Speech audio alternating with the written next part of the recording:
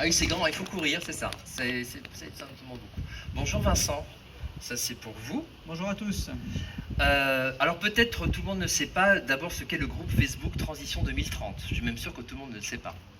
C'est un groupe que j'ai constitué avec Joël Lecomte en 2013 et qui a été longtemps une petite institution dans la réflexion sur l'avenir d'une façon générale et l'effondrement en particulier. Et comment en fait-on partie? Qu'est-ce qu'on y trouve?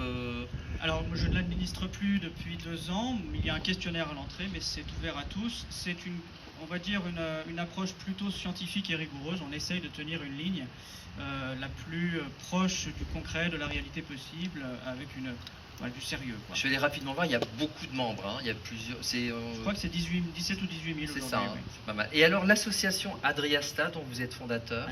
Adrastia. C'est ma pause là, c'est ma pause. Adrastia. On n'a pas choisi un nom facile non plus, il faut reconnaître, hein. Donc l'association Adrastia. Déjà, ça veut dire quoi? Alors Adrastia, c'est le nom d'une déesse grecque qui était la nymphe protectrice de Zeus quand il était enfant. Et ça, ce côté protecteur nous intéressait. Et Adrastia, l'étymologie de ce nom veut aussi dire auquel on ne peut échapper. Donc il y a à la fois le côté protecteur et le côté un peu fatalité, déterminisme qui nous intéressait. Est-ce que vous avez envie de réagir sur les premiers textes qu'on a entendus là? Je ne sais pas, ce qui vous inspire des choses? J'ai reconnu la route et j'ai été très touché par cette lecture, évidemment.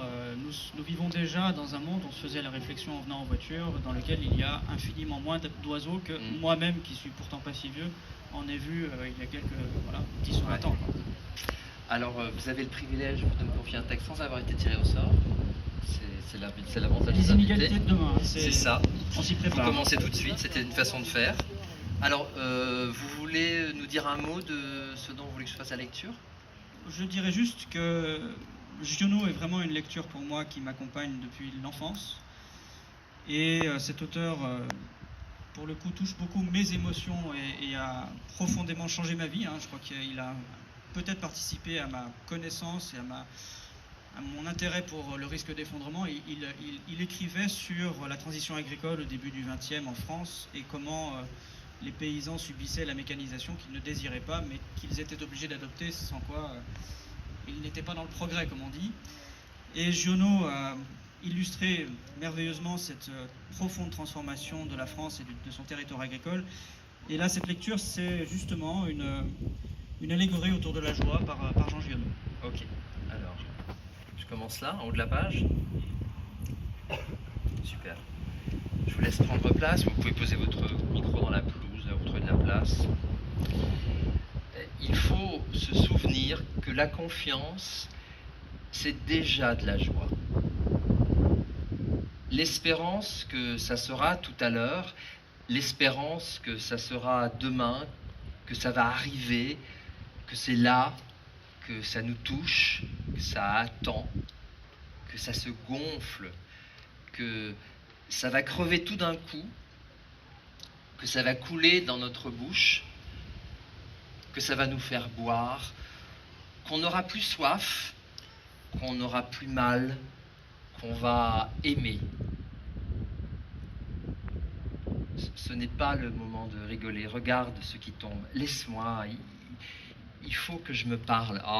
Il me semblait que tu parlais d'amour. J'ai cru que tu voulais rigoler pour crâner, pour faire croire que tu te fous de tout ça. Mais c'est une cafouillade de la fin du monde, ça, mon vieux. C'est sérieux, ça, mon poteau. Faut pas blaguer. Oui, je parlais d'amour. Toi, je te vois venir. Tu penses à Fanette. Oui, à Fanette et à Sonia. C'est curieux, mon vieux. J'ai beau te connaître, mais chaque fois, tu m'épates. Comme si c'était le moment. C'est le moment. Je ne veux pas mourir. Alors, serre les fesses et marche, ça vaudra mieux. Seulement, je vais profiter de l'occasion pour t'épater un peu, moi aussi. Regarde comme tu les vois bien, ces deux-là dont tu es loin. C'est vrai. Tu aurais donc raison parfois. J'ai toujours raison. Es-tu sûr que je pourrais voir Aurore toute claire dans ma tête? Oui, quand tu l'auras mieux perdue. Ne pourrait-on pas faire qu'elle soit là, maintenant, tout de suite? Non, parce qu'il n'y a pas de joie. Mais les deux autres ne me donnent presque plus de secours. C'est la loi. J'ai peur, tremble. Elle me sauverait? Il ne peut pas y avoir d'exception, même pour un seul. Et qu'est-ce que ça peut foutre au monde que tu sois sauvé ou perdu? Fanette, je la vois comme elle était, avec sa bure de montagnarde, et je l'entends parler comme on parle encore dans les vergers de chez moi. Oui, et après, c'est Aurore que tu aimes. C'est vrai. Allons, ne fais pas le fier, crois-moi quand je te le dis. Rien ne peut s'ajouter à toi. Tu es seul depuis que tu es né. Tu es né pour ça. Si la joie existait, mon pauvre vieux, si elle pouvait entrer dans ton corps pour faire l'addition, tu serais tellement grand que le monde éclaterait en poussière. Désirer, voilà ce que tu es capable de faire. C'est une façon qu'on t'a donnée de te brûler toi-même. Rien ne demeure. Si peu qu'une chose soit arrêtée, elle meurt et elle s'enfonce d'un seul coup à l'endroit où elle est immobile comme un fer rouge dans la neige. Il n'y a pas de joie. Ce n'est pas vrai. Qui te le prouve? Rien.